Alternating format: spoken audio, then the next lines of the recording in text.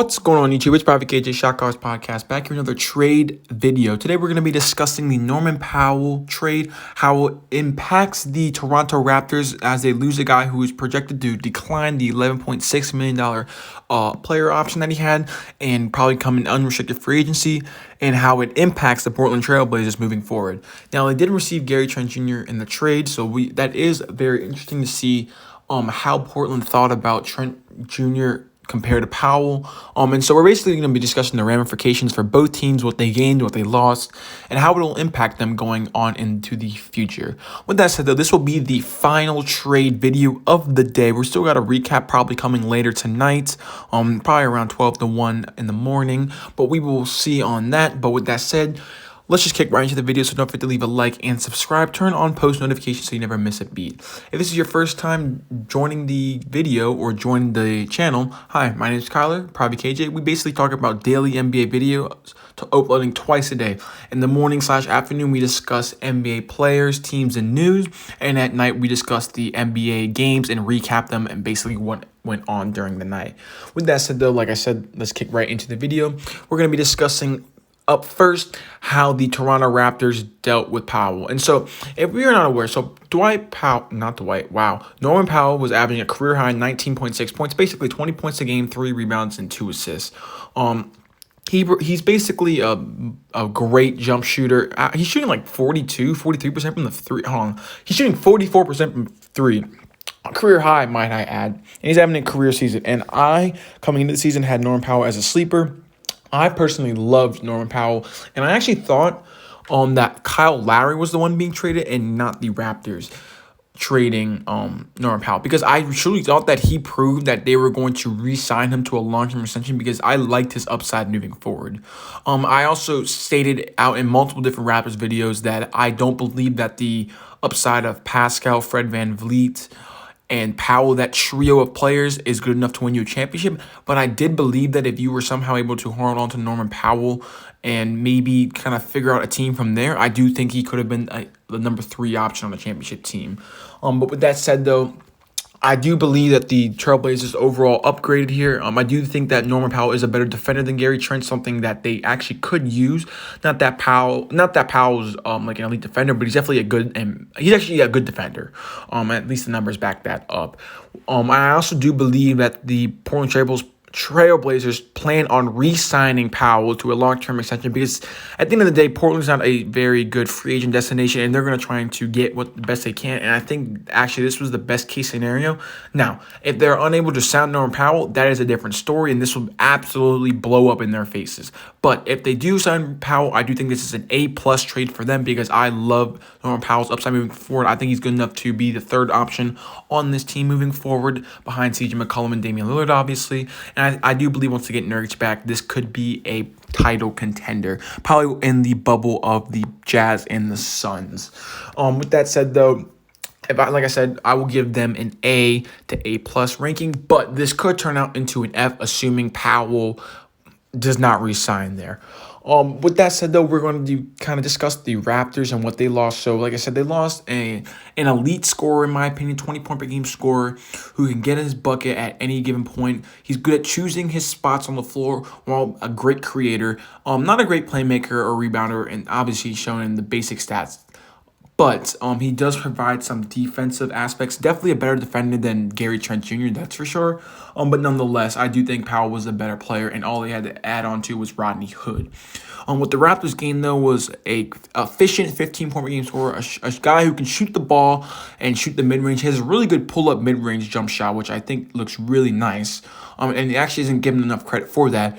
But outside of his scoring, he doesn't really bring much to the table. And it's shown because whenever he's cold, I won't say he's inconsistent, but there are times and games where you can see that when he's not hitting his shots, he doesn't really provide much to the team. He's not that great of a defender, can't really provide or make others around him better.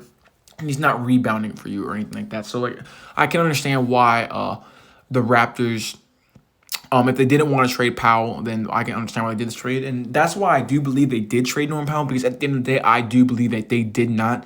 Because I at least thought, no matter what I feel, it seems like the Raptors didn't believe that Powell They didn't want to trade or pay Norman Powell. Excuse me. Wow, they did not want to pay Norman Powell, and that seemed like the mindset they were approaching with this upcoming free agency. So they acquired Gary Trent and Rodney Hood, and although he's having a career low 4.5 points a game, he's dealt with injuries, which is the key thing. And I do believe Rodney Hood has some sort of upside as a player to come off the bench, as a scorer off the bench in the future, but I don't really know how good Rodney Hood really is as of right now. And so the fact that the reason I'm going to give this trade at like a B minus C plus for the Raptors, just because eventually when Gary Trent is ready to get paid, I understand that he's going to be cheaper than Norman Powell, but I just can't kind of I just believe that Norman Powell, in my opinion, was worth the money, while adding to the fact that if you wanted to trade Norman Powell in the first place, you probably could have gotten a better deal than what the Portland Trailblazers offered you. I know for a fact that could have been an option. Now I do understand that he isn't expiring, and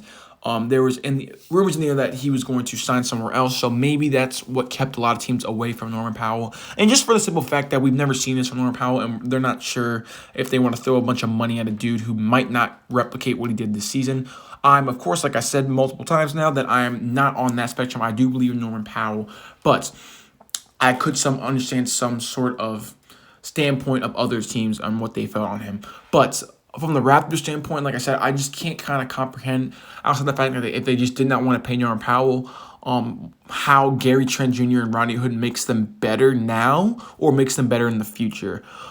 Maybe if Gary Trent keeps continuing to get better in the scoring department, then we can discuss that. But like I said, I don't really believe that Rodney Hood really makes him that much better. And I understand that he's just kind of thrown into the trade. I think the Gary Trent Jr. and the Powell trade is more of the importance. But like I said, I don't really see the kind of logic here and how Portland or how Toronto gets better now or how they get better for the future. Now, if they plan on keeping Gary Trent long term, then that's a different discussion.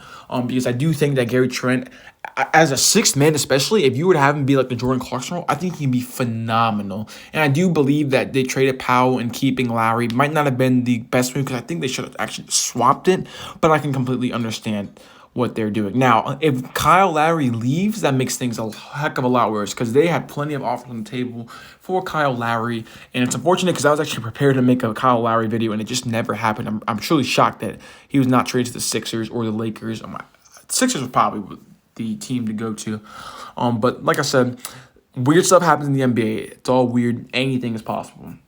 And with that said, though, what to expect from the Raptors moving forward? I expect them to basically be in the same situation that they're stuck in, a struggling team who we believe that should make the playoffs because we're so used to them being such a good franchise. But at the end of the day, talent-wise, this team is just not, in my opinion, that talented, even though they have the players around them like Lowry, Fred VanVleet, Boucher, and Pascal to get the job done. Talent-wise, specifically, it doesn't seem like they are just all that good.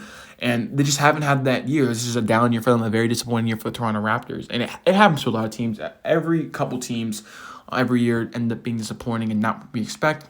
But I just don't understand, like I said, how trading away Norman Powell and acquiring Gary Trent changes anything. It just seems like they're going to be stuck in the same situation where they're fighting for that 8 seed, and guess what? You get the 8 seed, you get knocked out by the Bucks in a 4 to 5 game sweep, or you're too good to at least get a top like 6 to 7 pick, and it just screws you over. At least top 5 pick, I should say. So yeah, that's kind of my take. I don't believe that Rodney Hood is a long-term fit for the team. And I wouldn't be surprised, honestly, during the offseason they try to exercise some sort of trademarking for Gary Trent Jr. because I just can't believe that he is a long-term fit either. But if he is, like I said, I would love to see him in a Jordan Clarkson role. I'm not sure if I want him starting at my shooting guard just yet, but like you said, he's only been in the NBA for 3 to 4 years now, so he still has some upside moving forward. But I'm not sure, like I said, if he's the perfect shooting guard that I would want at my starting forward. Defensively, they definitely get worse, but I think this team overall, and it's kind of defensive game plan, it really won't see too much of a drop off. It's not like Norman Powell's that great of a defender to begin with, but he's definitely he's definitely better than Gary Trent. And with that said, though, that'll conclude today's video. That's kind of my little mini take on the Powell and Gary Trent Jr. trade. I would have liked to see Toronto at least get some sort of draft pick compensation, because I do believe that there was there's no way in hell that there wasn't a pick involved that they could have gotten if they wanted to trade Norman Powell like this. So that's kind of my take on that. So if I had to give the grades, I would give it the Blazers A minus. I'm just going to stick with the A minus because if it blows up in their face and they don't sign Norman Powell, that's a huge bust. But I do believe the reward if they sign him is going to be very beneficial, and Toronto's going to regret this. And if I had to give the grade to the Raptors, I would give them a C to C+. With that said, that will conclude today's video. Don't forget to leave a like and subscribe. Turn on post notifications so you never miss a beat. And with that said, Private KJ out.